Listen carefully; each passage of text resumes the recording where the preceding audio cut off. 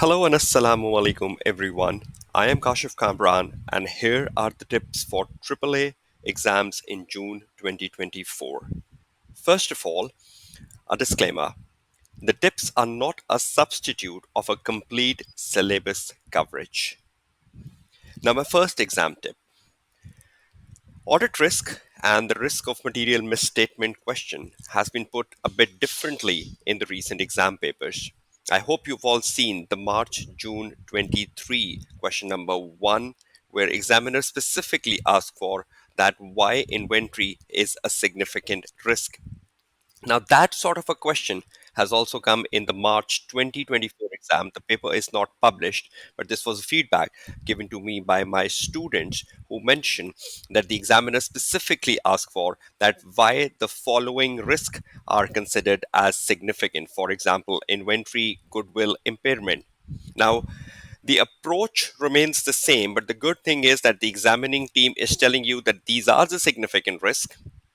They've already given you A, B, C, D. You just need to justify the reasons why they are significant. So the reasons could include number one, they are material. You can comment on their materiality. There could be some complexity in their accounting treatments. There could be something wrong in their accounting treatment. There could be some sort of an accounting issue underlying those significant risk. It could be that there is some sort of a management bias. Some sort of estimates being used within those significant risk, and then you need to talk about that what is being under and overstated. So the approach remains the same as you approach a ROM answer or an audit risk answer. It's just about the examining team is telling you upfront these are significant and why. So you just need to justify on the why, and every why you are telling is fetching you 1 mark. This style of question was already made very clear by the examining team article under the syllabus area D, approaching section A question. And the examining team did mention that students can see such questions in future exam, and that's exactly what the examining team is doing now. So please be sure of this way the exam questions could be set in. Secondly, you should not lose the easy marks in question number 1. And to me, there are 7 easy marks in question number 1. There are 3 marks for the determination and the commenting on the materiality as per the new approach, which is going in exams in September 22. You comment on the materiality before you start writing the audit risk and ROM answer as per the instructions given in the partner email. That has 3 technical marks.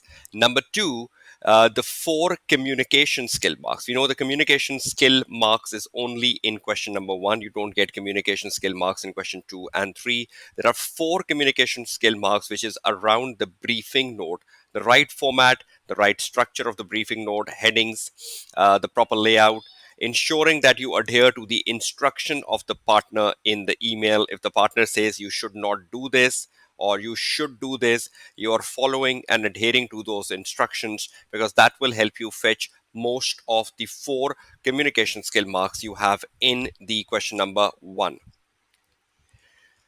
You must have seen that under the syllabus area F, there are 3 articles, and all 3 of them focus on sustainability.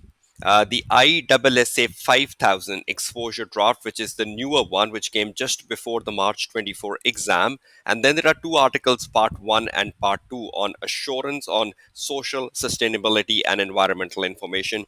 Now, all the 3 articles are focusing on the auditor responsibility uh, around sustainable information, or how the auditor gives assurance on sustainability information, or how the auditor accept an engagement to provide assurance on sustainability information. Particularly the first article, ISSA 5000 ED, is very important because that's now an exposure draft of a proper standard. So that will definitely supersede the part 1 and part 2 articles, which was written on this parameter before by the examining team. So please ensure you do read these 3 articles, because you need to have a clear mindset about the auditor responsibility for giving an assurance on sustainability information, the level of assurance, how the auditor consider the procedures, the planning methods, ethical issues, and every such thing from these articles.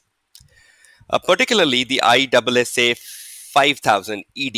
If you read through that, it has some particular areas which could be of interest for the upcoming exams. Knowing the greenwashing risk as a particular heading in the article, ethical issues as a particular heading in the article. From the article, knowing what is a bifurcated approach to materiality and what is double materiality. These are specific areas and sections which has been covered in the article. And accepting the engagement, how the auditor accept an engagement for assurance on sustainability information. We know accepting the engagement is one of a very favorite parameter of the examining team in recent past, and I'll just be shedding more emphasis on that shortly. So please ensure such areas are gone through effectively from ISSA 5000 ED. Then, more importantly, if you have seen the ACCA June 24 mock exam, question number one, in the mock exam, question number one, ACCA has given the results of inventory in an exhibit known as data analytics. And the results of inventory has been put using a pie chart and a bar chart, means presenting them graphically, not like the typical financial statement. So it is very important that you're familiar with this change. This change came way back in September 22, and already did a session on that on my YouTube channel way back in September 22. But we have seen a realistic implementation of that now in the mock exam, where the results for inventory has been presented more graphically. It's more easier. You can see the graphical results of inventory. You can see, okay, whether the inventory days are rising or falling, for which particular inventory the inventory days are rising. So if inventory days are rising for any particular inventory, you can comment on that there could be some element of a slow moving inventory here, and you need to be more skeptical about how it is valued down. So analyzing the graphical results or getting the clear picture is more easier for you to see what is going up and what is coming down, and according to that you can comment on the associated risk. But be familiar with that. Be sure that you have done the ACCA June 24 mock, particularly the question number one and the exhibit around data analytics. Further, quality management, this is a popular area with examiner. Since quality management has superseded quality control, the emphasis of quality management and testing around quality management is almost going in every single exam setting.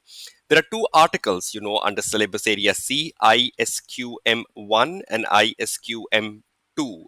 Under both the articles, after every paragraph almost, examining team gives you an exam focus. The exam focus tell you how this could be tested in the future exams. There is so much exam focus paragraphs in ISQM1 and ISQM2.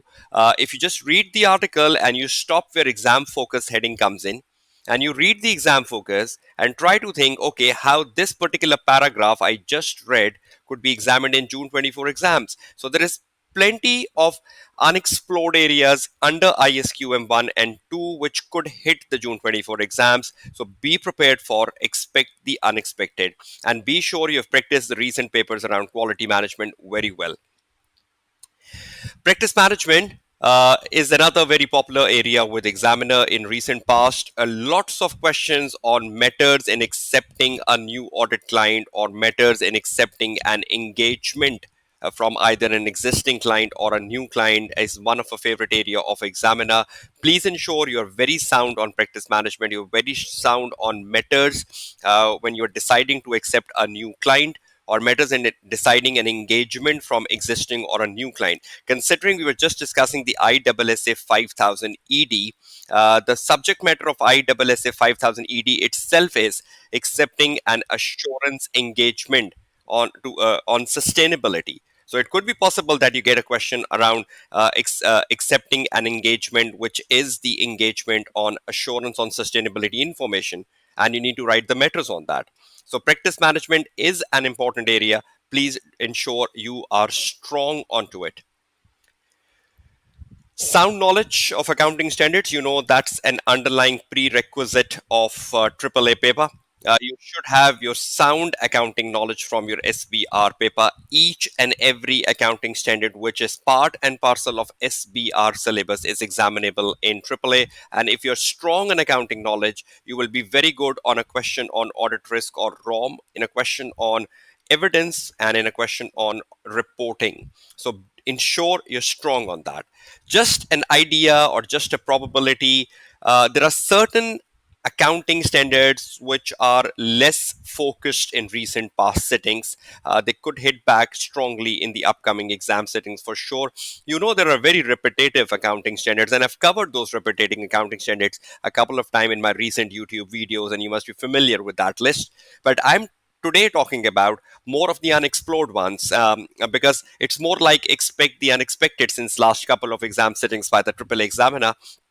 So I believe the unexplored IAS like IAS 8, 12, 19, 23, 33, 40, and 41 should be revised well, and IFRS 5 and 8 along with the other ones for sure, but these are the ones you should just quickly revise within a day or two. The next thing, paragraphs in the audit report is more emphasizable area. Students are generally good on opinions, qualified, adverse, disclaimers, but students lack clarity on key audit meta or emphasis of a meta or other meta paragraph or the other information paragraph or material uncertainty relating to going concern. In recent past papers, examining team is more focused on the paragraphs, more focused on the implications for the audit report, which results in paragraphs, or even giving you a critical appraisal around paragraphs, like critical appraisal where there is a CAM given and you're evaluating what is right and wrong, or critical appraisal around emphasis of a matter paragraph. Even I think in the mock exam June 24, um, they have given a critical appraisal which is around an emphasis of a matter paragraph, and you need to justify whether it is given rightly or wrongly. So a focus on paragraphs, be clear on paragraphs, be clear about picking that up in exam paper rightly. Another very recent phenomena of examining team where the emphasis is going stronger is communication to TCWG, particularly in a question which comes on completion and reporting. Examining team is asking questions around the matters which should be communicated to TCWG, whether those matters are internal control weaknesses or they are any other matters.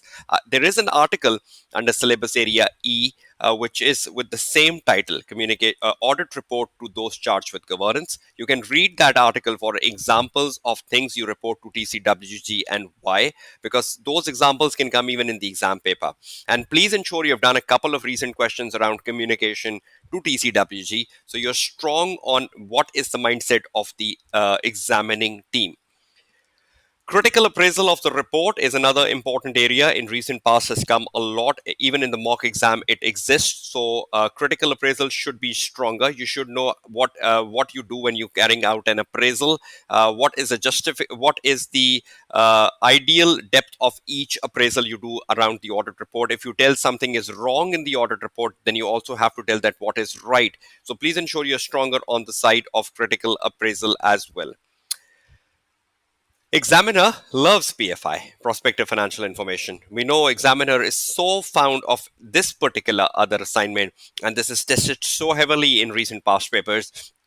You found it so oftenly a question around evaluating the underlying assumptions of cash flow forecast or profit forecast, writing evidences around forecast, procedures around forecast, or even critically appraising the assurance report on prospective financial information.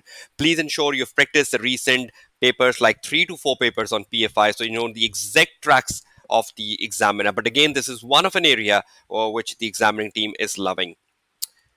Finally, the students ask me any current issues for June 24. Honestly, there is no specific one for June 24, but yes, the carry forward effect can come in.